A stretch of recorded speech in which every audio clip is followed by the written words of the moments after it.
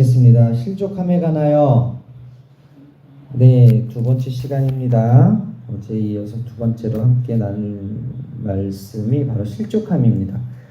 실족한다는 것은 자기에게도 공동체에게도 좋은 영향을 주지 못해요.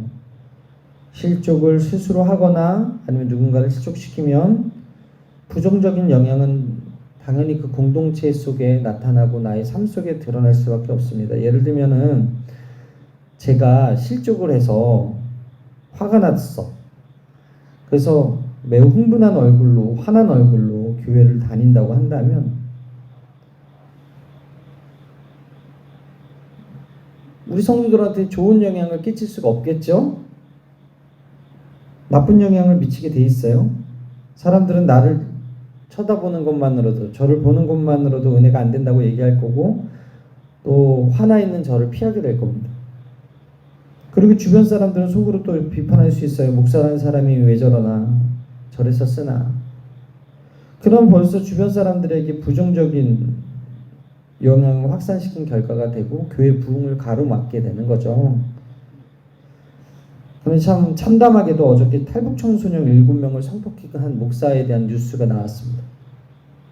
이런 뉴스 한번 터지면 99%의 하나님 앞에서 자라는 목사님들까지도 같이 매도가 돼서 교회 공동체가 공격을 당합니다.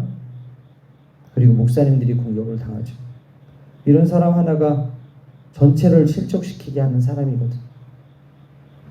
예수님이 그들을 향해 경고했어요. 남에게 퍼뜨린 자에게 화로다. 실족해야 하는 일이 없을 수는 없지만 그렇게 하는 자에게는 화로다. 마태복음 18장 7절에 그렇게 기록합니다. 불실족하게 7절을 함께 볼게요. 실족하게 하는 일들이 있음으로 말미암아 세상에 화가 있도다. 실족하게 하는 일이 없을 수는 없으나 실족하게 하는 그 사람에게는 화가 있도다. 같은 본문 누가복음 17장 1절에도 이렇게 말합니다. 그가 이 작은 자 중에 하나를 실족하게 할진대 차라리 연자 맷돌을 그 목에 메고 바다에 던져지는 것이 나으리라. 앞서 말씀드린 대로 제가 화난 얼굴로 다니면 저는 정당화하겠죠. 저 사람 때문에 내가 화가 났다. 그러나 분노하는 저의 얼굴을 보고서 제가 속한 공동체의 다른 선량한 사람들이 연쇄적으로 실족하게 된다면, 특히 저보다 작은 믿음을 가진 사람들이 실족하게 된다면 누구에게 화가 있다고요? 실족시킨 그 사람에게 화가 있대요. 어제 말씀드린 것처럼 우리가 살다 보면 실족 당할 일은 반드시 생겨요.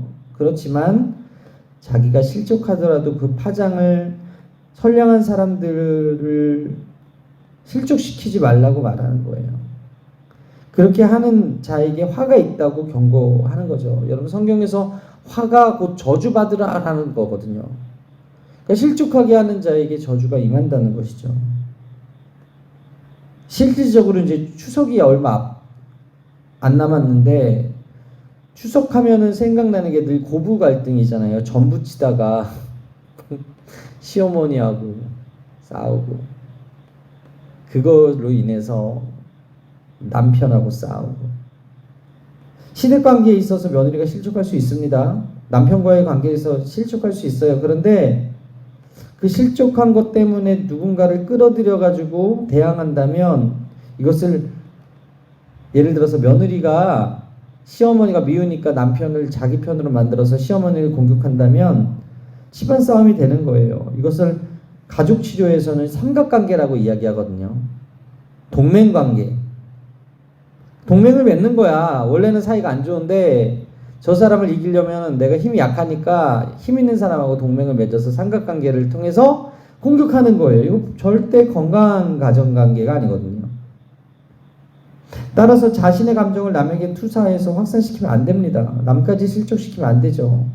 물론 시어머니도 상처받았다고 해서 시아버지를 끌어들여서 며느리를 또 면박하거나 아들을 또 혼내면 안 되겠죠. 상처받은 사람은 그런 마음이 있어요. 화가 나니까 나로 하여금 실족하게 만든 그 누군가를 비판하고 싶어하는 충동이 있어요. 근데 그게 달콤한 미끼거든요. 시험에 빠지게 하는 악한 어제도 말씀드렸지만 스캔들이 덫이거든요. 마귀가 앞에다 놓은 덫. 자기는 비극의 주인공이라고 생각을 하고 사람들을 비판하지만 그 사람이 준 상처를 곱씹으면서 살다 보면 공동체도 파괴가 되는 것이고 자신의 영혼도 갉아먹게 되는 거예요. 그런 미끼에 넘어가서는 안 돼요. 그래서 실족함은 늘 우리가 경계해야 될 것이라는 거죠. 그래서 오늘은 이 실족함을 이기는 방법에 대해서 함께 나누도록 하겠습니다. 첫 번째로 실족거리를 이기면 하나님이 쓰시는 도구로 성장할 수 있어요. 믿으시면 아멘. 여러분, 실족함을 극복하기는 어려워요. 그러나 그 극복을 하게 되면 그것은 내게 큰 복이 될 수 있어요. 하나님께 쓰임받는 도구가 될 수 있어요. 그래서 가끔 하나님이 고의적으로 고난을 주셔서 실족거리를 주셔서 넘어지나를 테스트할 때가 있더라고요. 성경은 여러분 솔직한 책입니다. 하나님이 선물인 성경에는 여러 부류의 인물이 나오는데 그 성경의 인물들 중에서 시험에 합격한 사람도 있고 시험에 넘어진 사람도 있어요. 그 중에는 어떻게 이런 사람들이 있지라는 의문이 가는 인물도 있어요. 아, 이 사람은 정말 우리랑 다른 사람이구나라고 생각합니다. 성경에 나오는 인물 중에 대표적인 겁쟁이를 뽑으면 야곱이죠. 이 사람은 신부가 바뀐 것을 모를 정도로 술을 먹고 실수를 하죠. 어떤 사람이 만약 결혼 첫날 밤에 자신의 신부 얼굴이 바뀐 것을 모른다면 말이 됩니까? 이런 실수를 통해서 우리는 교훈과 위로를 받아요. 반면에 성경을 통해서 우리는 길을 꺾는 위대한 인물도 찾아볼 수 있죠. 사자굴에 던져진 다니엘이라던가 풀무불에 던져진 다니엘의 세 친구 사드락 메삭 아벳느고 같은 인물도 있어요. 또한 우리 주변에 이런 위대한 신앙인들이 있습니다. 이들을 보면 기가 꺾여요. 예를 들어서 365일 새벽기도 생활하는 권사님이 있다면 목사로서는 되게 부끄러울 겁니다. 죽으면 죽으리라는 사명으로 오지라고 하는 그 어려운 사역지만 골라다니는 선교사님들이 있습니다. 이분들 이야기 들어보면 편안하게 목회하고 있는 저는 기가 꺾일 수밖에 없어요. 어려운 환경에서 헌신적으로 섬기는 사역자들을 볼 때 우리는 기가 꺾이는 거예요.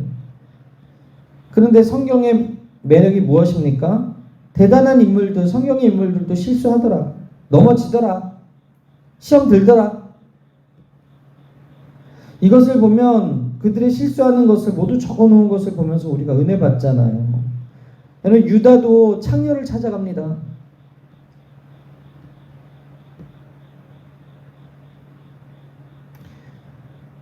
야곱도 자기 아들들이 허물을 보았음에도 자기 아니만 생각해요.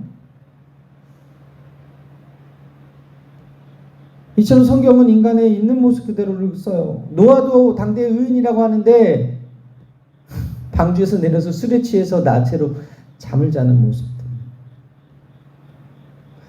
왜 이렇게 성경의 인물들에 대해서 약점을 적나라하게 그립니까? 그럼 모세도 구스 여자를 취했다고 아론과 미리암에게 손가락질을 당하잖아요. 결국 하나님이 이런 것들을 통해서 우리에게 가르치려는 것이 있다는 거예요.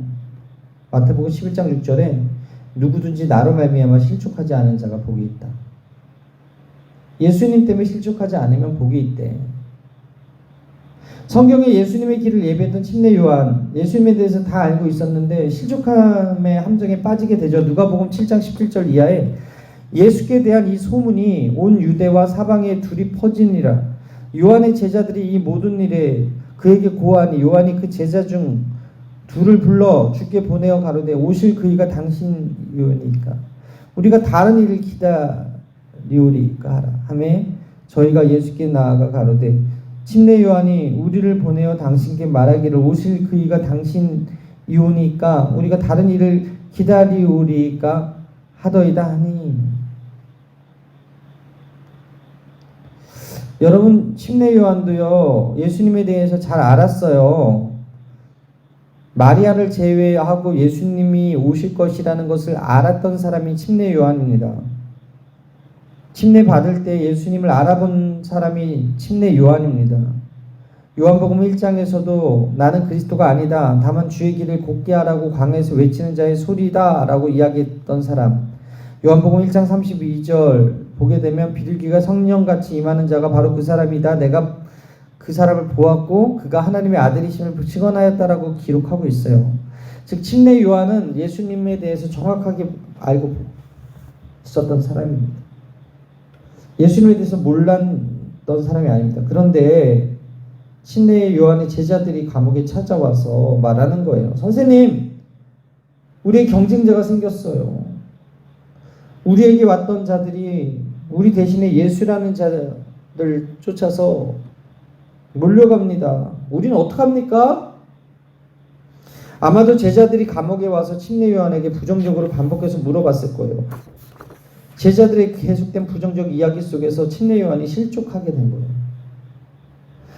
침례 요한 입장도 이해되는 게 감옥에 있잖아요. 생각이 편협해질 수밖에 없는 것이고, 우리가 봤을 때는 주의 일을 열심히 했어. 주의 오시는 길을 예비했어. 그러면은 멋지게 우편에 세워가지고 같이 동역하셔야 될 거 아니에요, 예수님이?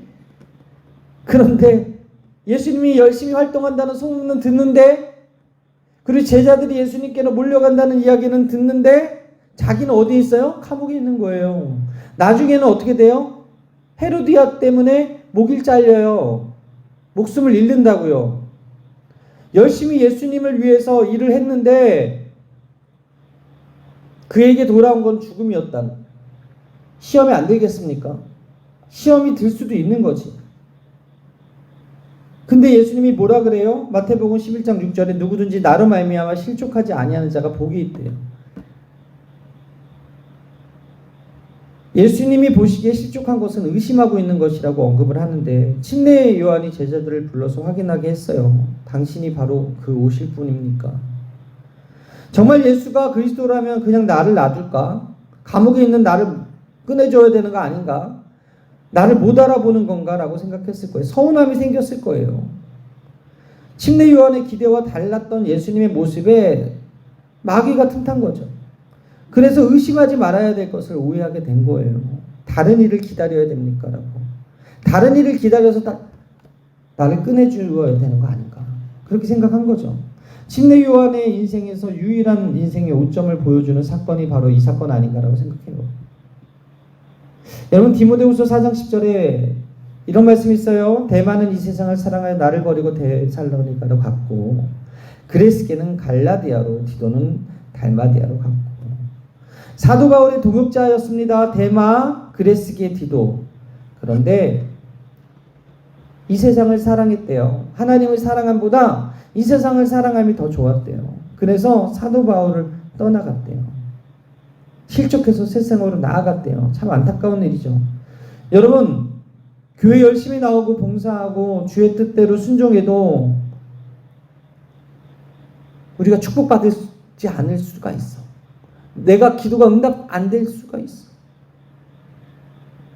다른 사람은 기도 안 하는 것 같은데 막 응답받는데, 나는 열심히 봉사하고 헌금하고 기도하는데 하나님이 왜 나한테 이렇게 무정하게 굴시지? 하는 마음이 들 수 있어. 주님에게 섭섭한 마음이 들 수 있어요. 그래서 실족하고 떠나게 하는 것, 그래서 실족해서 누군가를 미워하게 하는 것, 그거 마귀가 좋아하는 거고, 그럼에도 불구하고 참고 인내할 때 하나님께서 그 사람을 정금같이 만들어서 쓰시는 거예요. 혹시 그런 분 계시다면 빨리 떨쳐버리게 되길 바랍니다. 내가 침례 요한처럼 정말 주의 길을 예비하면서 열심히 했는데 지금 내 꼬라지가 뭘까? 막말로 난 뭔가? 나한테 왜 이러시나? 이런 섭섭이가 들어갈 수가 있어. 그러나 사명이 거기까지인 거예요. 침례 요한이 몰랐던 거죠. 우리 안에 혹시 주님에 대한 섭섭한 마음을 가진 분이 계시다면 이런 마음을 갖고 계시면 빨리 떨쳐버리게 되길 바랍니다. 주님이 잘못해서가 아니라 나의 잘못이라는 거예요. 왜냐하면 하나님은 이래야 돼 라고 생각하고 하나님을 대하고 있기 때문에 그래요. 여러분, 현대는 등 따뜻합니다. 배부른 세상입니다. 그래서 전도하기가 어렵습니다. 주님께로 인도하기가 어려워요. 교회 등록시키는 것도 어려워요. 정착시키는 건 더더욱 어려워요. 예수님은 마태복음 23장 15절에 화 있을진저 외식하는 서기관들과 바리새인들이여, 너희는 교인 한 사람을 얻기 위하여 바다와 육지를 두루 다니다가 생기면 너희보다 배가 더 지옥 자식이 되게 하는도다라고 말씀했어요. 무슨 말입니까? 제대로 양육하지 않는다라는 거예요. 여러분, 무엇 때문에 실족해요? 별거 아니에요. 상대방을 배려하고 상대방의 입장에서 생각해야 하는데 조심하지 않는 말 한마디와 조심하지 않는 행동 하나 때문에 실족하게 하고 그것을 배운 또 다른 사람이 다른 사람을 또 넘어지게 한다는 거예요. 그러나 여러분, 이 실족함을 이기면 하나님의 일꾼이 된다는 사실을 믿으시게 되길 바랍니다. 이제부터라도 한 영혼 한 영혼을 대할 때마다 오늘 예수님이 가르쳐 주신 대로 어린아이 대하듯이 돌보게 되길 바랍니다. 그리고 주의 일을 하면서 실족하지도 말고 실족해 하지도 않게 되기를 바랍니다. 교회 봉사하고 헌신하다가 보면 때로는 화도 나요. 분노도 있고 짜증도 나요. 내가 왜 이러고 있지? 내가 왜 교사를 하지? 내가 왜 성가대를 하지? 이거 꼭 해야 되나? 예배만 참석하면 편한데 내가 이렇게 해야 되나? 하는 생각이 들어요. 그럼에도 불구하고 실족하지 않는 자에게 복이 있대. 고린도전서 14장 20절에 형제들아, 지혜는 어린아이가 되지 말고 악에는 어린아이가 되라. 지혜는 장성한 사람이 되라 라고 말씀합니다.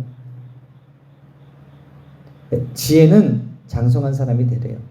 어린아이가 되지 말래요. 에베소서 4장 13절에 우리가 다 하나님의 아들을 믿는 것과 아는 일에 하나가 되어 온전한 사람을 이루어 그리스도의 장성한 분량이 충만한 데까지 이르는 일이라고 말씀하고 있어요.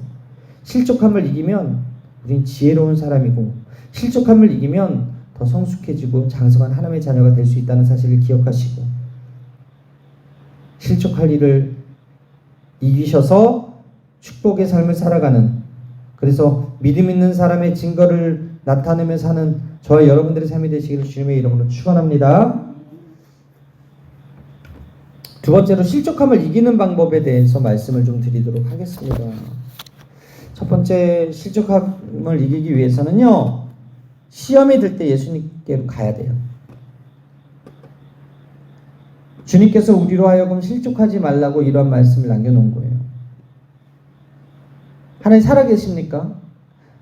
제가 이렇게 고통당하고 있는데 왜 보고 계시긴 하나요? 라고 의심하는 우리에게 하시는 말씀입니다. 우리의 기도와 기대와 달리 응답이 더딜 때가 있고 응답이 틀리게 올 때가 있어요. 그럴 때 우리 실족하죠. 그럼에도 불구하고 실족하지 않는 사람이 복이 있다고 이야기해요. 오늘 본문 말씀을 우리를 정죄하는 게 아니에요. 격려하시는 본문이에요. 18장 8절에서 9절에 만일 내 손이나 내 발이 너를 범죄하게 하거든 찍어내버리라. 장애인이나 다리 저는 자로 영생에 들어가는 것이 두 손과 두 발을 가지고 영원한 불에 던져지는 것보다 나으니라. 만일 내 눈이 너를 범죄하게 하거든 빼어내버리라. 한 눈으로 영생에 들어가는 것이 두 눈을 가지고 지옥불에 던져지는 것보다 나으니라. 실족해서 지옥 가는 것보다 실족하지 않고 천국 오는 것이 중요하다. 그래서 너를 범죄하게 하는 손과 발과 눈을 다 자르고 빼서라도 천국에 왔으면 좋겠다 하는 예수님의 안타까운 말씀이라는 거예요. 저는 이 자리에 예수님으로 인해서 실족한 사람이 있냐고 물어보고 싶습니다. 침례 요한 같은 대단한 사람도, 노아 같은 당대의 의인도, 그리고 모세 같은 지도자도, 그리고 엘리야 같은 사람도 넘어질 때가 있더라. 그럼 어떻게 하면 실족함을 이길 수 있는가? 예수님께로 가면 됩니다. 이게 문제의 해결의 열쇠입니다. 예수님이 이스라엘에만 계시는 게 아니에요. 지금 여기 계세요. 믿으시면 아멘. 교회 안에 계셔요. 우리 모임 중에 계셔요. 가장 중요한 것은 예수님께 갈 때 결국 문제가 해결을 받을 수 있다. 사람 바라보면 넘어지고 사람과 환경을 바라보면 시험에 들지만 예수님 바라보면 우리 안에 참된 평안이 있는 거예요. 어린아이로 살지 못하는 자는 결국 실족하게 돼요. 그리고 이 일은 반드시 화가 있어요. 애들은 문제 만나면 무조건 엄마한테 달려와. 문제 만나면 무조건 아빠한테 달려와. 마찬가지예요. 우리가 문제를 만나면 예수님께 달려가면 됩니다. 성경의 바리새인과 서기관들은요, 말이 거칠고 오만함이 넘치고 문제를 만나도 하나님께 달려가는 사람들이 아니고 자신의 지식과 전통으로 문제를 해결하려고 했던 사람들입니다. 어린아이들은 말부터가 이미 힘과 용기를 주잖아요. 절대로 남을 실족하게 하지 않아요.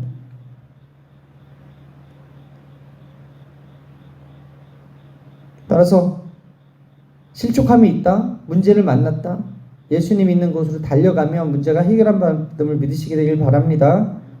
그리고 우리 교회가 어린아이 한 사람 한 사람을 정말 잘 세우는 교회 되었으면 좋겠고, 어린아이들이 기쁨으로 넘쳐서 이 교회가 부흥하는 교회가 되었으면 좋겠습니다. 두 번째로, 실족을 이기기 위해서는요, 있는 자리에서 실족함을 처리하는 법을 배워야 돼요.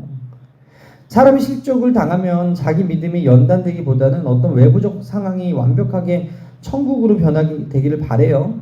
근데 거의 그런 일이 이루어지지 않아. 환경이 바뀌지 않아. 사람이 변하지 않습니다. 그리고 또 어떤 사람들은 그 실족하는 장소를 피하길 원해요. 그래서 교회를 떠나는 사람이 있는 거예요. 그래서 교회를 옮기는 사람이 있는 거예요. 교회 옮겨 다니는 사람들의 특징이 뭡니까? 실족당한 사람들이잖아요. 결국 교회를 떠나서 어디 가요? 세상을 가던가 아니면 이단을 찾아가는 사람도 있더라고요. 그런 사람들은 영적 뿌리가 온전히 박히지 못해서 성장하지 않습니다. 뿌리가 깊고 튼튼하지 못하면 결국 위로 열매도 못 맺는 거예요. 우리 옆에 저 나무 웬만한 폭풍과 웬만한 비에도 끄떡없이 흔들리지 않은 이유가 뭐예요? 뿌리가 엄청 깊거든. 그죠? 여러분, 예수 믿는 사람은 예수님 바라봐야지 그 있는 자리에서 넘어졌다고 옮겨가면 안 된다는 거예요. 도망가면 안 된다는 거예요. 떠나면 없을 것 같지만 또 거기에 또 시험거리가 있고, 떠나면 없을 것 같지만 거기에 또 문제가 있다니까. 그래서 제가 이 교회에 왔을 때 교회 지킨 분들 참 고맙더라고. 다 문제가 있었죠. 그럼에도 불구하고 떠나지 아니하고 그 자리 지켜주셨기 때문에 우리가 또 이렇게 함께 만나서 동역할 수 있는 거 아니겠습니까?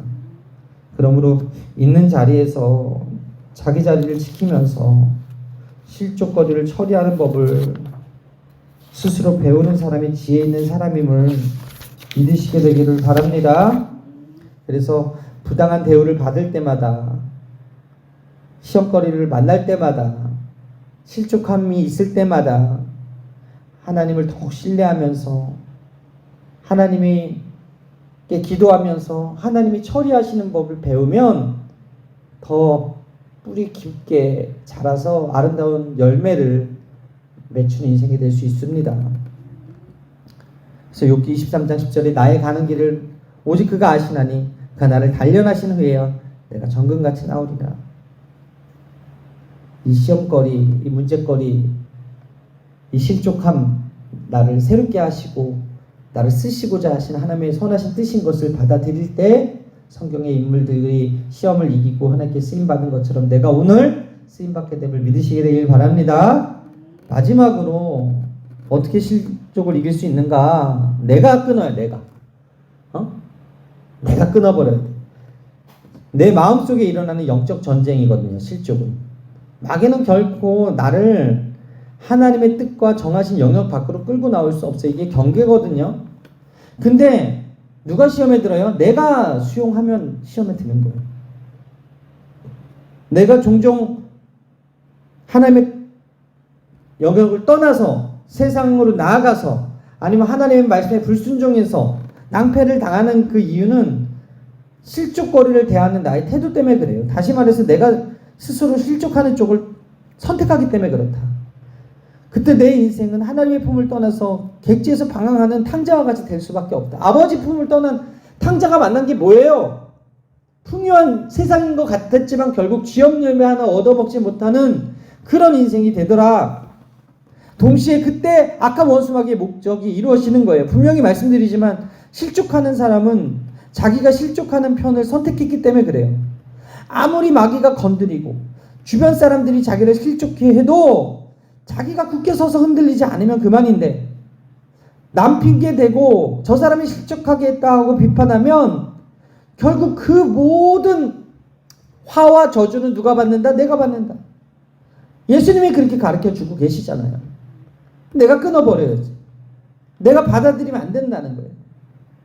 그래서 어떤 소식을 들어도 어떤 시험거리를 만나도 여러분들이 무릇 지킬 만한 것보다 내 마음을 지키라. 생명의 근원이 이에서 남이라 말씀하신 대로 여러분의 마음을 지키고 믿음을 지키고 신앙을 지키는 여러분 되시기를 주님의 이름으로 축원합니다. 그래서 말씀을 마치겠는데요. 실족함을 만날 때 자기가 실족하고서 그 부정적인 영향력을 주위에 퍼뜨리려고 하는 그런 유혹들을 이겨야 되고요. 말 옮기면 안 된다는 거예요. 뒷담화하면 안 된다는 거예요. 그래서 또 누군가를 실족하게 하는 도구로 쓰임받으면 안 된다는 거예요.